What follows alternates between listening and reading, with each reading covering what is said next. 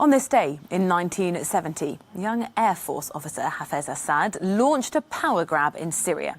Few expected him to last, but 50 years later, his family is still in charge.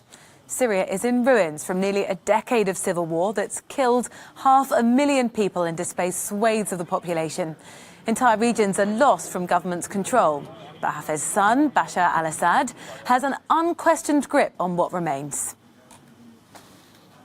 Well, joining us now is Syria specialist and author Diana Dark, speaking to us from the UK. Thank you very much for your time. How is it that this family have managed to retain power for half a century? Yes, what a question. 50 years, one family. It is truly shocking, isn't it? And the answer, in a nutshell, is through draconian methods, a security and intelligence service modelled on the Stasi, a whole system of government that is modelled on the North Korean style, where the education system tries to be a form of brainwashing and everything. I mean, I'm afraid it's total grip mixed then with increasing corruption is why we are where we are now, where it just doesn't look as if Assad can be shaken off. Having said that, when Hafez al-Assad died, just before he died, he said to Bashar, "I have prepared the country for you for 20 years. And those 20 years are now up. Bashar took power in 2000 and we're now 2020. So personally, I think we may be into some sort of end game coming up.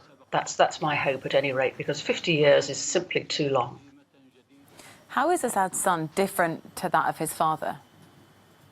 He is a very different personality. I mean, Hafez al-Assad, clearly a ruthless man, but he did have a vision at the start. I mean, he's a driven man with a vision for Syria, and he did bring education for all, healthcare for all. He improved the road network.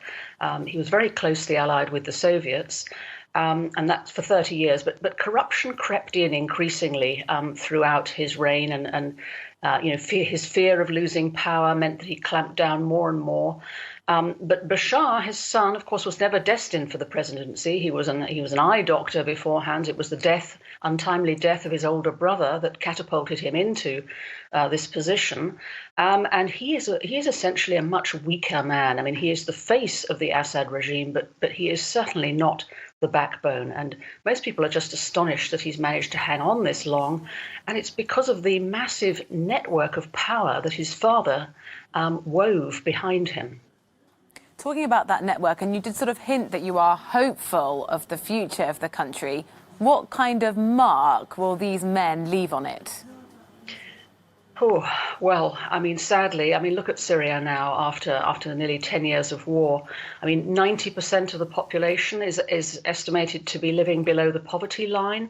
The wealth is concentrated in the hands of sort of 3% of the population. I mean, it is a truly shocking situation. And yet Bashar al-Assad is still trying to control the narrative with the help of his Russian allies to blame everything on the Western sanctions. He's saying, oh, the only reason we have to queue so long for bread and that we haven't got electricity is because of the sanctions, the Western sanctions. And he is controlling the narrative quite effectively. They're very skilled at this. And when, of course, the reality is that the reason the country is in such a state is partly because of the Lebanese banking crisis next door and colossal mismanagement and corruption. And that will be the legacy. I mean, people think of Assad, they think of prisons, detentions, torture.